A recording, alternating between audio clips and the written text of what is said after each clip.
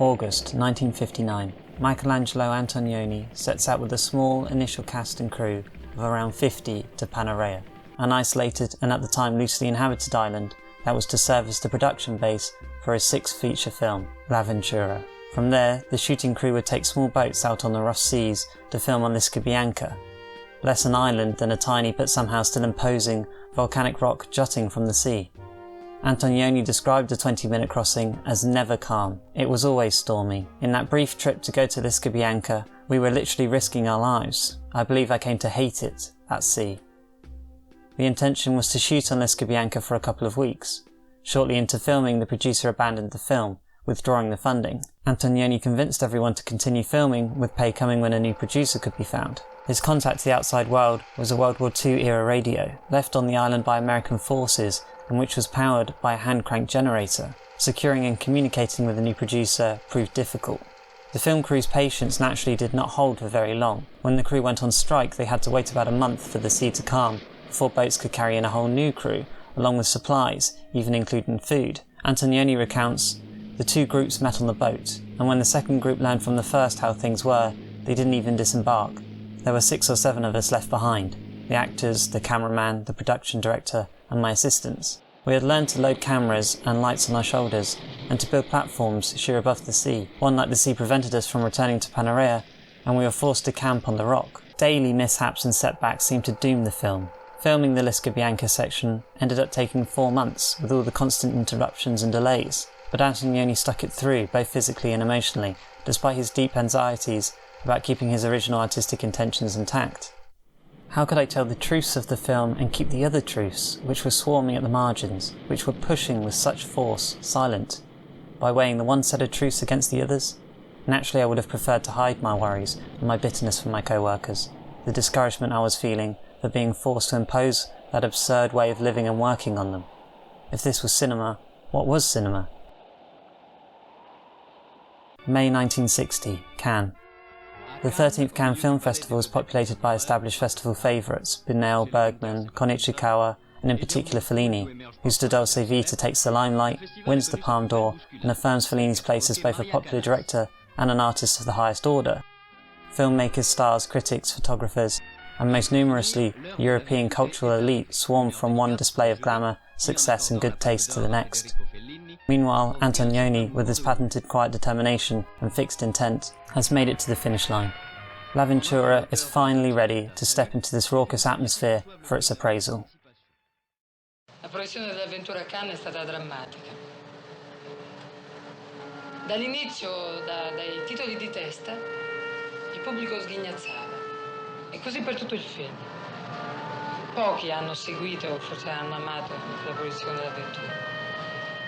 Quando io sono uscita piangevo come una bambina, ero disperata. Avevamo tutti creduto in questo film e andava nel vuoto, andava in questa gente che rideva in questa sala mondana. The story of the disastrous premiere would become infamous in Cannes history. Almost every piece of writing references this initial reception or assumes knowledge of it.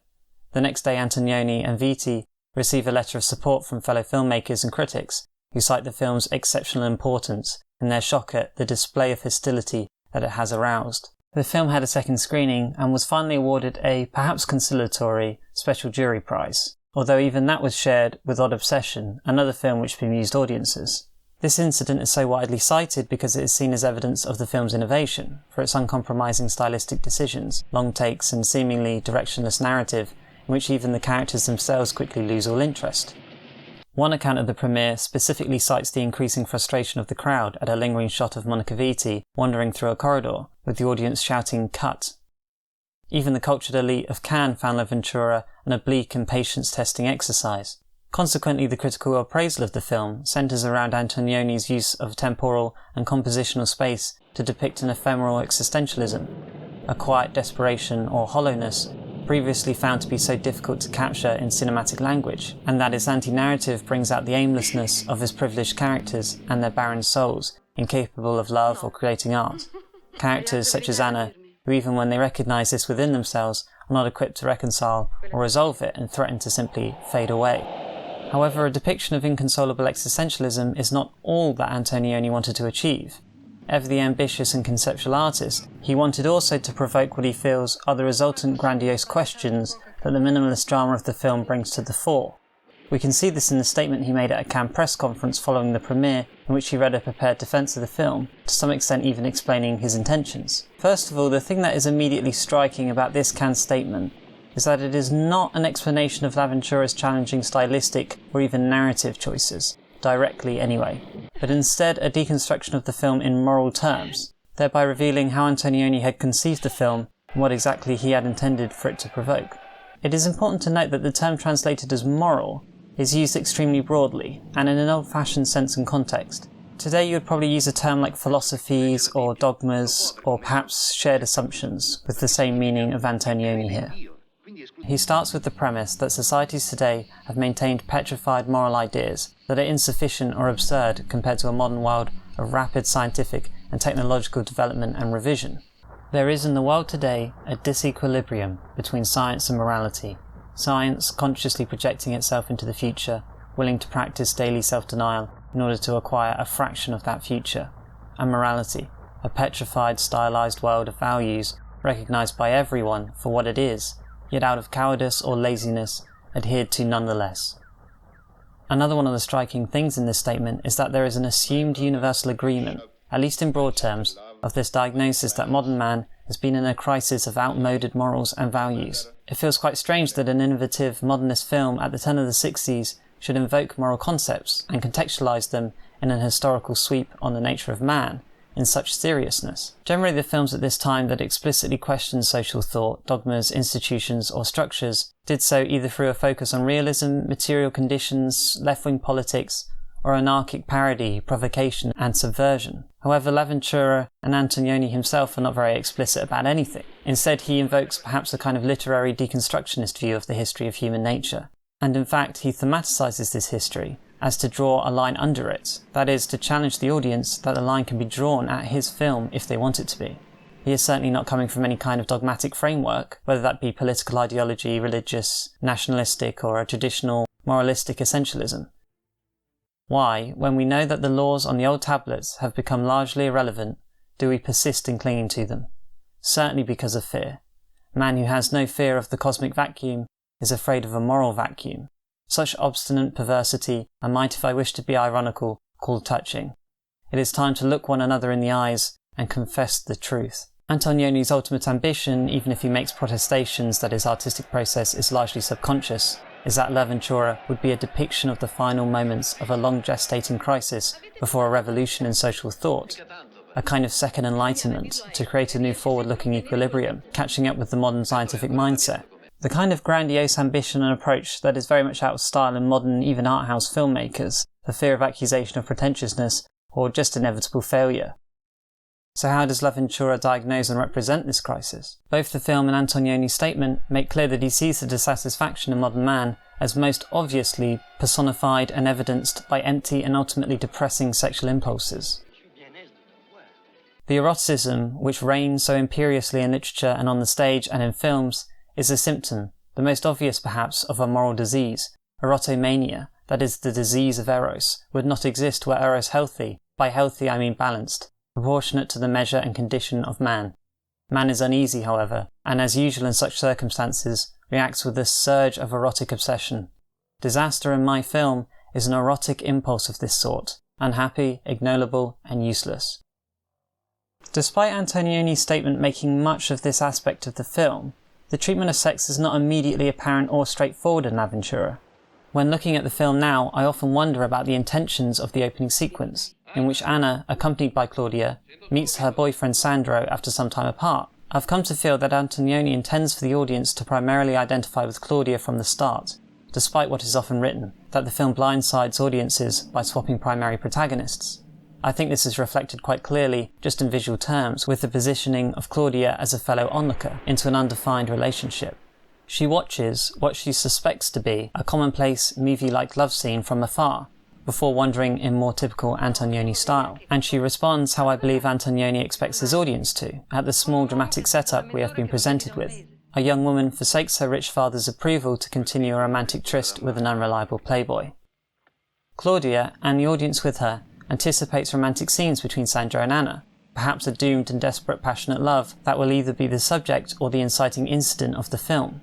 Instead, Anna is actually perturbed and uneasy and tries to put off seeing Sandro, knowing that he will want to have sex with her straight away, but then she actively resigns herself to his lust as a kind of inevitability, also not without some kind of enjoyment quite mysterious to us. Although this scene seems bizarrely incidental, and Sandro's behaviour entirely normal and harmless despite the strange atmosphere, by the end of the film the implications will be far more clear to even reluctant audiences. Throughout the rest of the film, eroticism, whether suggestive, physical or even ridiculous, is a frequent intrusion. The desires of characters often derails what little plot or direction is occurring.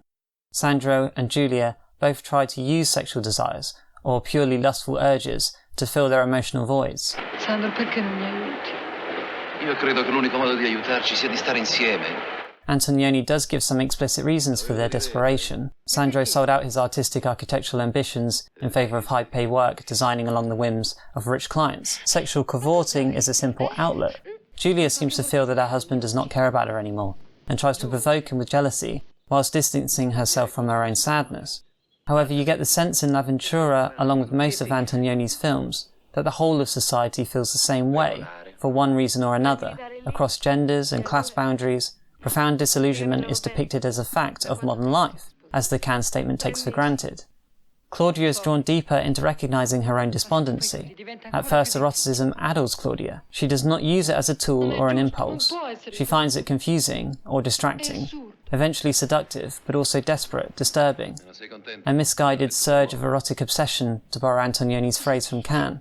It gives her the illusion of love, and with that an emotional resonance desperately needed in the wake of Anna's disappearance, all of which, of course, shattered at the film's end. On this point, it is important that Claudia is subtly positioned as an outsider to the class and society the film immerses her in. I certainly did not recognise this element of the film on first viewing, but it actually feels like quite an important distinction.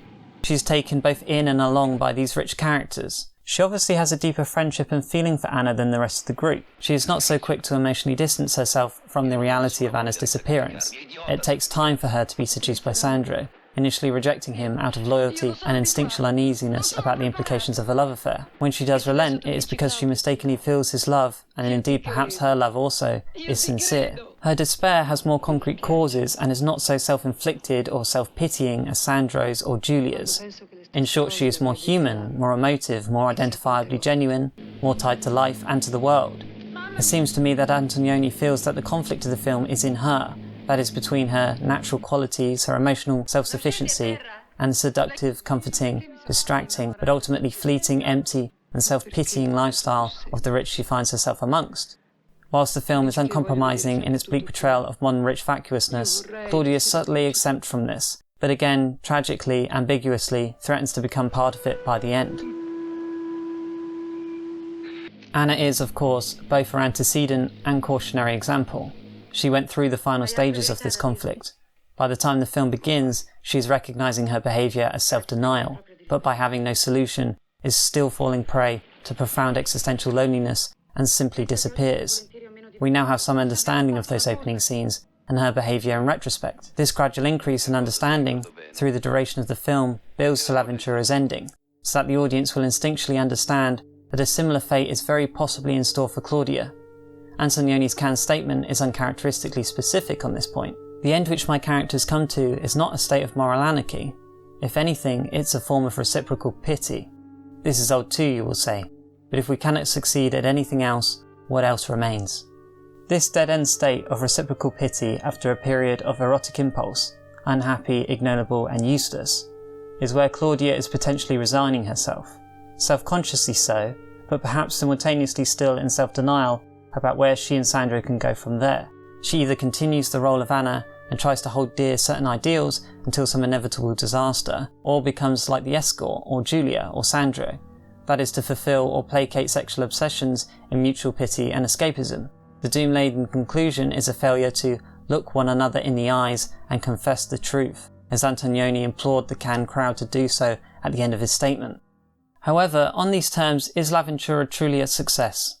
Even if we take for granted this truth, being that our moral thought is ancient and stultifying, and that we all feel this deep down and agree that change is healthy, well then what is the path forward? What exactly these advancements in thought will consist of is left entirely undefined and unexplored. One reason for this is that Antonioni's statement, in concert with the implications of the film's ending, are intended as a challenge to rethink value systems at such a fundamental level as to have inevitably radical implications, and admirers of the film are offered little direction or indication as to what Antonioni is asking them. This criticism is anticipated. Of course, I myself cannot and would not presume to solve this problem. That would take a moralist. My film is neither an indictment nor a sermon. But just anticipating this response does not answer it. I can imagine that others who have similar interpretations, or are just generally attempting to reconcile the Cannes statement with the film like I am, will find this divide between a revolutionary challenge and an unwillingness to take a concrete position beyond that critically frustrating. But for me, it contributes to the film's poetic embodiment of its own thesis. Antonioni's own frustration and honesty is palpable in many of his films. After all, if he had his own satisfying conclusions, L'Avventura would not be asking these questions, of itself or of its audience. It would not have layers of symbolism or generate ambiguous associations between human nature and social mores. It would just be the tedious movie about a missing girl that so many in Cannes thought they saw. Tutto sta diventando maledettamente facile. Persino privarsi d'un dolore.